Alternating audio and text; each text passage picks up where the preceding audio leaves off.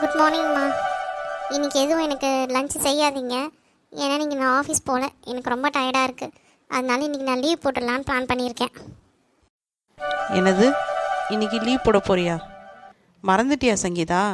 நேற்று நீ தானே சொல்லிட்டு இருந்த இந்த வாரம் யாரும் லீவ் போடாமல் வரணும்னு உங்கள் பாஸ் சொன்னாங்கன்னு சொல்லிட்டு. ஏன்னா இந்த மாதம் இன்னும் அப்ரைசல் நடக்கலை, அதனால யாரும் லீவ் போடாமல் வாங்கன்னு சொன்னாங்கன்னு சொன்னல. மறந்துட்டியா என்ன? ஆமாம்மா, இப்போ தான் எனக்கும் ஞாபகம் வருது. உடம்பு ரொம்ப டயர்டாக இருந்தது, அதான் லீவ் போட்டுடலான்னு நினச்சேன். ஆமாம், நேற்றே அப்ரைசல் நடத்துகிறேன்னானுங்க, அப்புறம் பார்த்தா இல்லைன்ட்டானுங்க. இன்றைக்கி ஒரு வேலை இருந்தாலே இருக்கும்.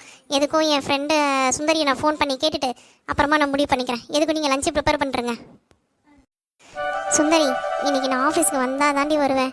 இயர் எண்டுன்னு சொல்லிட்டு இந்த மார்ச் மந்த் ஃபுல்லாக வேலை செஞ்சோமா கண்டினியூஸாக. எனக்கு உடம்பே ரொம்ப டயர்டாக இருக்குது. இன்றைக்கி நான் லீவ் போட்டுடலான்னு பிளான் பண்ணுறேன். ஆனால் நேற்றே எங்களுக்கு அப்ரைசல் இருக்கும்னாங்க, ஆனால் எடுக்கலை. இந்த வாரம் யாரும் லீவ் போடாமல் வரணும்னு சொல்லியிருந்தாங்க. நீ தான் மேனேஜருக்கு தான் டேவிட் ரொம்ப க்ளோஸ் இல்லை, அவன்கிட்ட கேட்கலாம் இன்றைக்கி அப்ரைசல் எதாவது நடக்குமா இல்லையான்ட்டு. இருக்குன்னா நான் ஆஃபீஸ் வருவேன்டி, இல்லைன்னா நான் நாளைக்கு தாண்டி வருவேன். கொஞ்சம் அதை மட்டும் கேட்டு சொல்லுடி ப்ளீஸ். அப்பா, எப்படியோ ஒரு வழியாக ஆஃபீஸ் வந்து சேர்ந்தாச்சு. இன்றைக்கி அப்ரைசல் இருக்கா இல்லையான்னு கூட தெரில.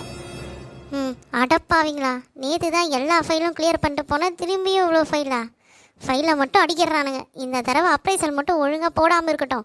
அந்த மேனேஜருக்கு அப்புறம் இருக்குது, எப்போ பார்த்தாலும் எடுத்துகிட்டு வந்து ஃபைலாக அடுக்கி வச்சுட்டு போயிடுறாங்க. நம்மளை பார்த்தா ஏமாந்த ஆள் மாதிரி தெரிஞ்சு போல இவனுங்களுக்கு. சார், எனக்கு லாஸ்ட் 2 இயர்ஸாக ப்ரொமோஷனே வரல.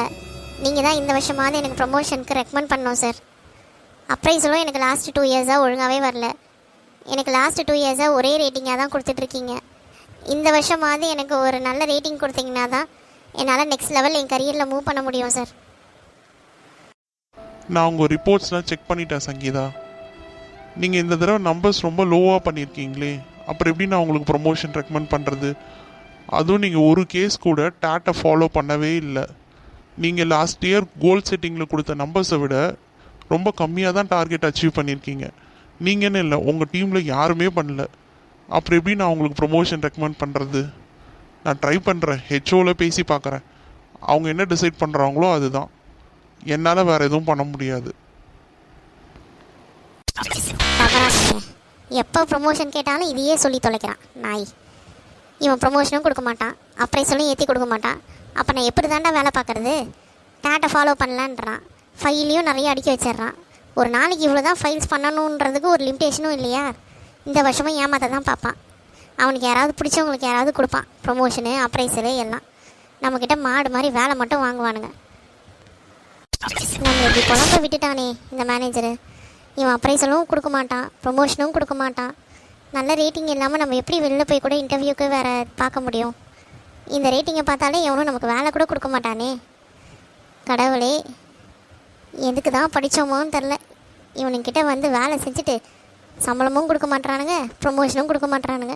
இப்படியே கடைசி வரைக்கும் நாய் மாதிரி வேலை பார்க்க விட்ருவானுங்க போல இருக்கு. என்ன சங்கீதா, உங்கள் டீமில் அப்ரைசல் முடிஞ்சிருச்சுன்னு கேள்விப்பட்டேன். எப்படி இந்த வருஷம் உனக்கு ப்ரொமோஷன் வரும்னு நினைக்கிறேன்.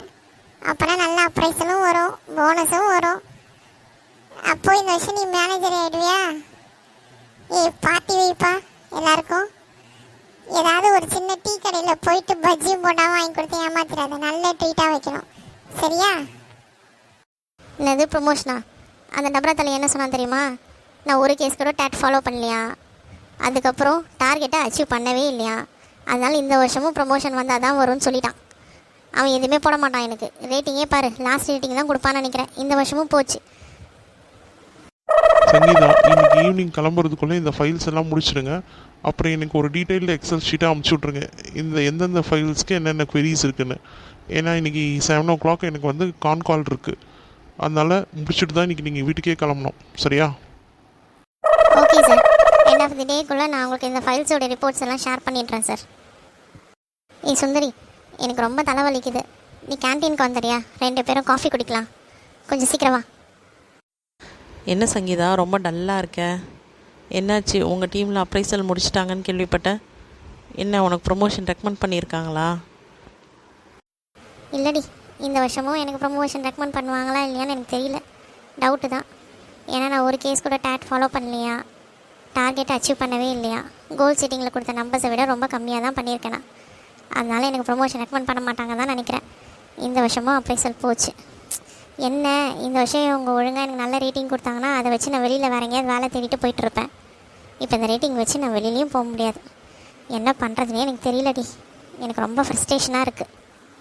சரி விடு, ஒன்றும் கவலைப்படாத. இன்க்ரிமெண்ட் லெட்டர் வரட்டும், அப்போ பார்த்துக்கலாம். எப்படியும் இன்னும் 1 or 2 monthஸில் நமக்கு தெரிஞ்சிடும்ல நமக்கு எவ்வளோ அப்ரைசல் பண்ணியிருக்காங்க, எவ்வளோ இன்க்ரிமெண்ட் வருதுன்ட்டு. நீ அதை பற்றியே யோசிச்சுட்டு இருக்காத, விடு பார்த்துக்கலாம். வேலையே செய்யலைன்னு சொல்லிடுறானா? ஆனால் என் டேபிளில் வந்து பாரு, அவ்வளோ ஃபைல்ஸ் குமிச்சு கிடக்குது. அதுவும் என்ன சொல்கிறான், அவனுக்கு 7 மணிக்கு இன்றைக்கி கால் இருக்குமா. அதனால் அவனுக்கு நான் ஈவினிங் கிளம்புறதுக்குள்ளே அந்த ஃபைலோட டீட்டெயில்ஸ் எக்ஸலில் போட்டு அதில் என்ன கொரிஸ்னு அமுச்சு விடணுமா. வேலை செய்யலைன்றான், அப்புறம் எப்படி இவ்வளோ ஃபைலை கொடுக்குறானே தெரில. எல்லாம் ஏமாத்துறாங்கடி. நம்மளை வச்சு வேலை தான் வாங்கிக்கிறாங்க. நமக்கு ஒரு நல்லதும் நடக்க மாட்டேங்குது. என்ன இந்த வருஷமாவது போனஸ் கொடுத்தாங்கன்னா நான் கொஞ்சம் லோனெல்லாம் வச்சுருக்கேன், அதெல்லாம் அடைச்சி விட்டுடலான்னு நினச்சேன். வர இன்க்ரிமெண்ட்டை ஏதாவது எஸ்ஐபி இல்லை மியூச்சுவல் ஃபண்டில் போடலான்னு நினச்சேன். அதுவும் நடக்காது. கடைசி வரைக்கும் இப்படியே வேலையே செஞ்சிட்ருக்க வேண்டியது தான். புலம்ப வச்சுட்டாங்க. சரிடி, எனக்கு வர ஃபைல்ஸ் நிறையா இருக்குது, நான் போய் பார்க்குறேன். பை.